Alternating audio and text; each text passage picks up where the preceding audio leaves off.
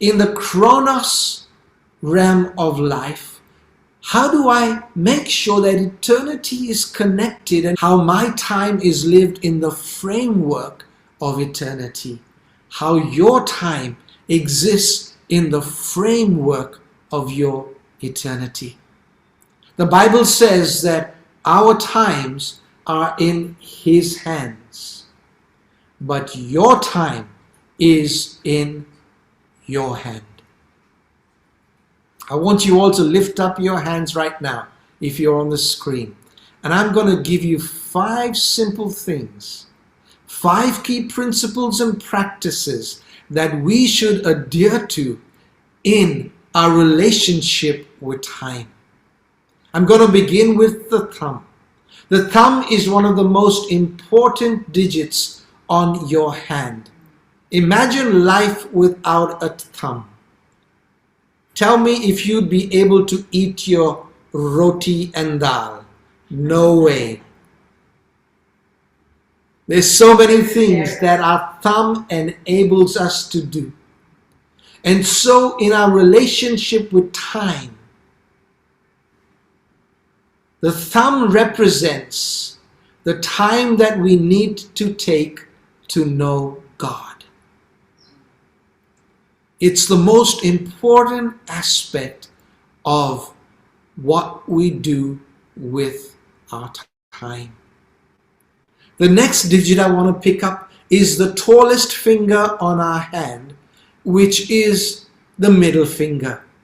And this represents the time that you need to take and spend with your family. Because after your relationship with God is your relationship with your family. Take time to know each other, to spend time together with your family, and to develop relationships, and to use the time that you have on this earth with the people that matter to you the most. The third digit I'm referring to on our hand is your second finger after the thumb. And this I'm connecting to you and your need for time to rest. God created this world, the Bible says, and on the 7th day He rested.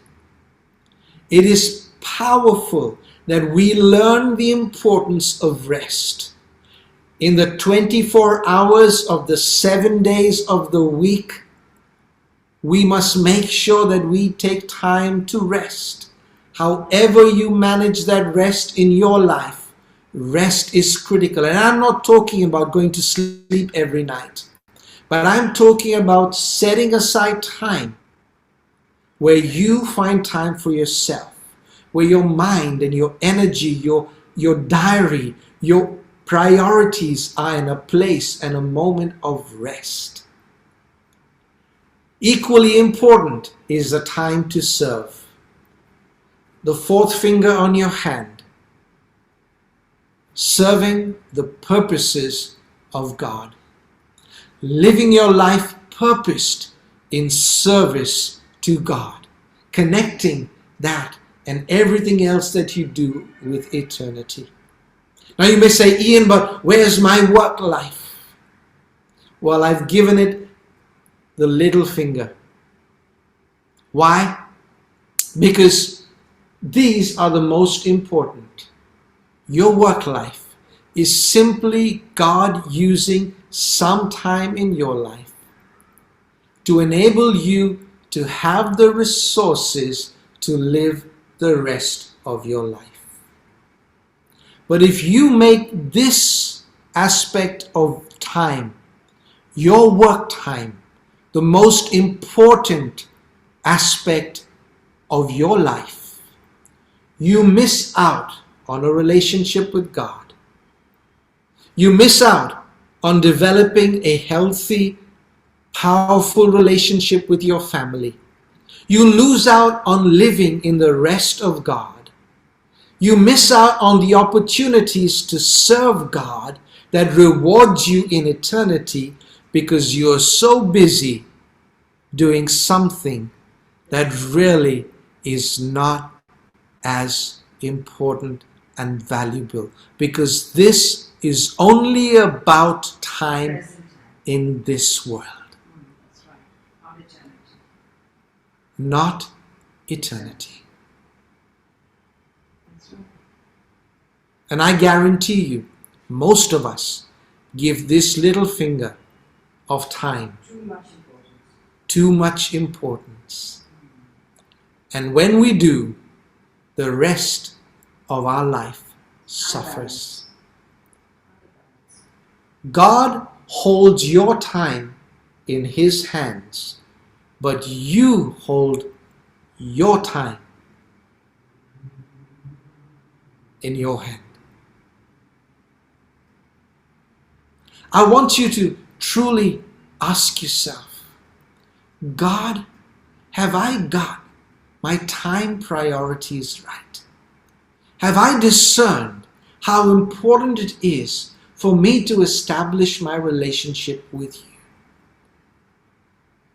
Do I take time to make sure that my family comes first, beyond my career, beyond my goals in life? That one of my goals is to establish relationship with the people that God has given me. Your spouse, your children that come from your own loins, your parents from whose loins you have come. To take time to rest so that you can live your life well. To make sure that your life is spent in service to the purposes of God. And lastly, work diligently, work wisely, but work smart. All my life, all my work life, I never allowed my bosses to determine how much time I gave them. Whatever I agreed to, I gave that and more. But never negotiated time with my family, time for God, time for the things of God, time for the things that matter to eternity. Those took precedence. I want to read that quote from C.S. Lewis once again.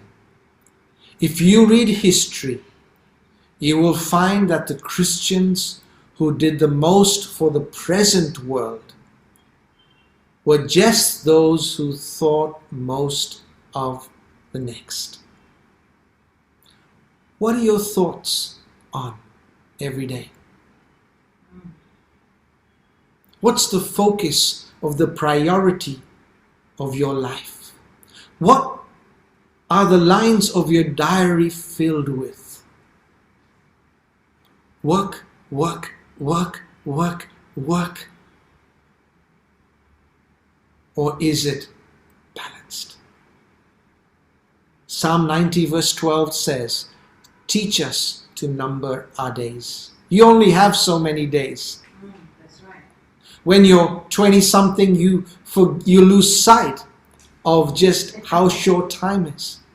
But the older you get, That's right. and I'm not that old yet, But we are getting older. but as you get older, you begin to understand the importance of being reverent with time, That's right. of valuing it, of respecting it. Because when I respect time, it is one of the virtues of God. Because it is a gift that God has given us, life itself. When I respect time, I respect life. You with me? Don't ever waste your time. Don't waste other people's time. Respect time. Respect people's time. What you're saying is that you have reverence for God and you have reverence for life itself. Teach us to number our days, O God, that we might gain a heart of wisdom. I know God has spoken to each one of you with my message this morning. The tyranny of time. It just keeps going. And Sometimes we don't know how to catch up with it. You can never recover time. You can never restore time. Once time is gone, it is gone. And so in the moment is when we must learn to make the best use of time.